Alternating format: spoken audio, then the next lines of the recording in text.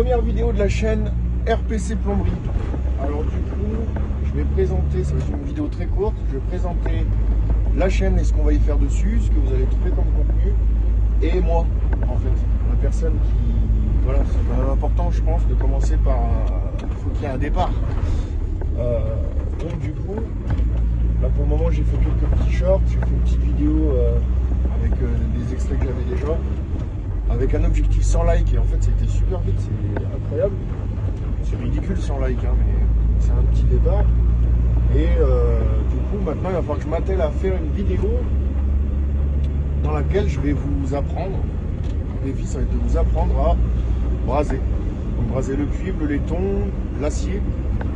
Donc, on va braser à la jaune.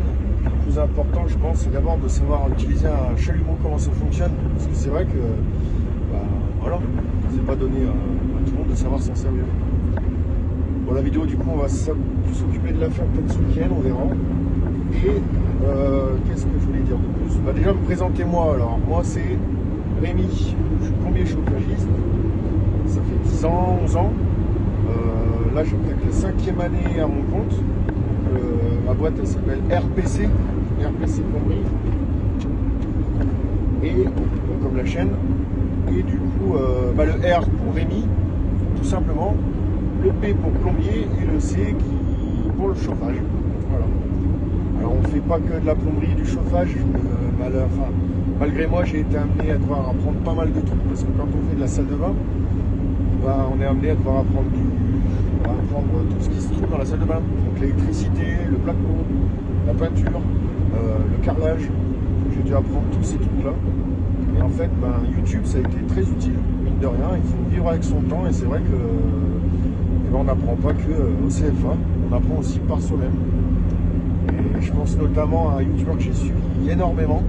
Je vais dire on va dire son nom, c'est Eric Le Carleur. Franchement, lui, il m'a tout appris, en vrai. Tout ce que... Alors, je pense pas qu'il dira... Enfin, je pense que c'était le but de sa vidéo. Là, il a un retour. Moi, toutes les salles de bain que j'ai fait, c'est grâce à lui, en fait. Parce qu'avant, j'avais jamais touché un bout de carrelage. Voilà. Je vais vous montrer un peu le résultat de ce que j'ai appris grâce à lui. Et puis moi, mon but maintenant, ça va être de faire pareil. Alors, il y en a plein déjà qui le font sur YouTube. Mais je vais essayer de le faire à ma façon.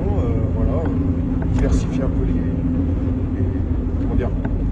les personnes. Voilà, que vous n'êtes pas obligé de suivre toujours le même YouTubeur.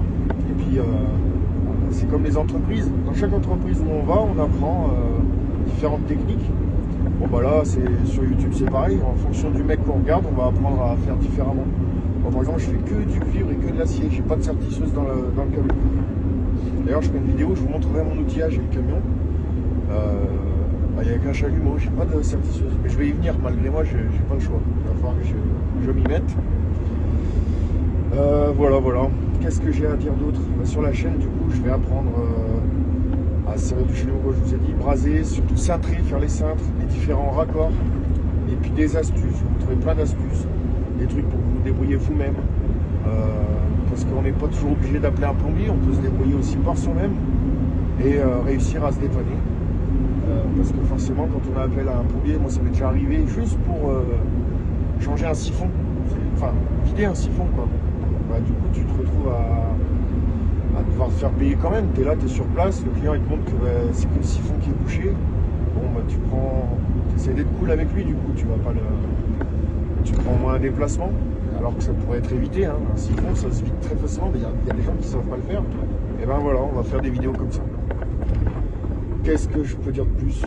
Ça sera tout pour ma présentation. Alors, voilà. Likez, abonnez-vous si vous avez envie de voir plus de contenu. Et puis surtout, si vous avez envie d'apprendre. Allez. Complément de vidéo. Il faut un complément parce que je suis en train de me dire, j'ai remercié un youtubeur que je connais même pas. Enfin, j'ai remercié le fait de dire Eric Le Carleur, il m'a tout appris pour faire le carrelage. C'est un remerciement.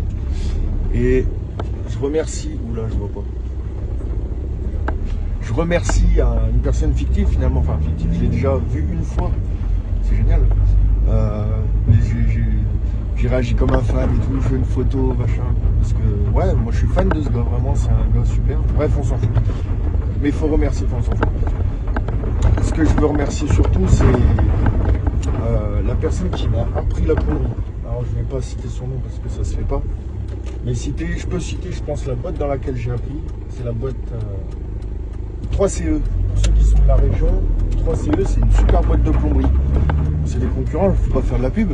Mais de toute façon, ils ont des gros marchés et tout, c'est pas des petits comme moi. Mais c'est le gars qui m'a appris le boulot. C'était un génie, un tueur. Et justement, c'est lui qui m'a appris à défendre notre métier et à faire en sorte que, encore aujourd'hui, je fais que du cuivre, je fais que de l'acier, je travaille qu'avec des matériaux nobles. Je me suis jamais servi pratiquement d'une sertisseuse parce que lui, il m'a appris à défendre notre métier. Il a dit que voilà, il m'a appris que ça allait saccager notre boulot. Et puis on est en France, on est des irréductibles gaulois et il faut défendre ça en fait. Et c'est vrai qu'on est un pays où on se sert très peu de ces technologies finalement par rapport à nos voisins, qui eux, ils ont une longueur d'avance incroyable finalement sur tous ces produits-là. Voilà.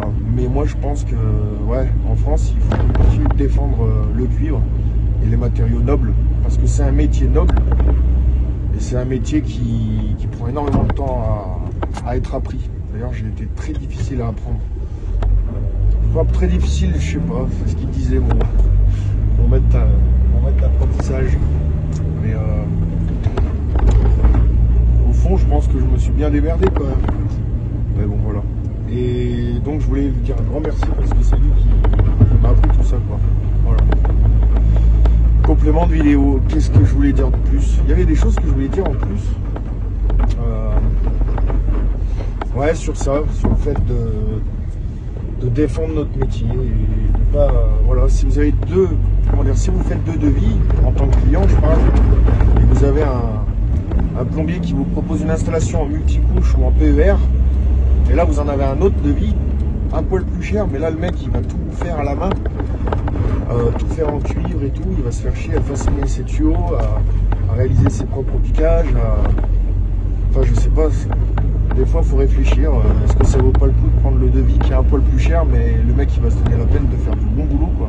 Parce que moi le multicouche j'en ai fait dans certaines boîtes que je n'aimerais jamais, pour mes raisons. Franchement, c'est pas du boulot ça. On arrive avec des couronnes, on dirait que tu es électricien, tu arrives avec des couronnes de multicouches de 16 ou 20, et encore le 20 c'est le moins possible, le 16, et tu déroules, faut mettre le moins de colliers possible et il faut aller le plus rapidement possible. C'est de la dégoûte, ça, c'est pas du travail. Et vraiment,